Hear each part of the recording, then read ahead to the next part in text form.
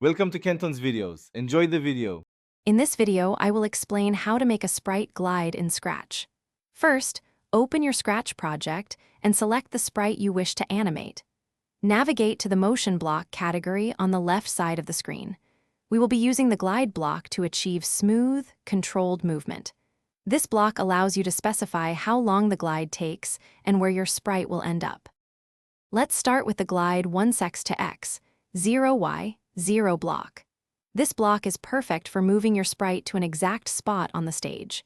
You can change the 1x value to make the glide take more or less time, perhaps 2 seconds for a slower movement.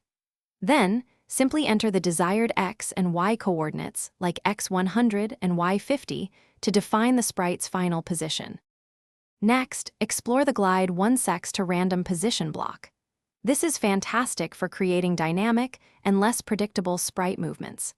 Instead of fixed coordinates, Scratch will automatically choose a new x and y location for your sprite to glide to.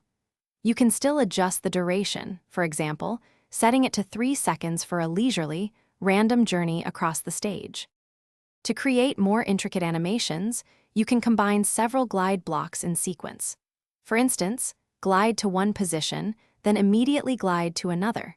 Remember to experiment with the duration for each glide. A half-second glide will be much quicker than a 5-second glide. Also, consider adding wait blocks between glides to introduce pauses, making your sprite's movements more deliberate and engaging. Thanks for watching. Consider subscribing if we helped you.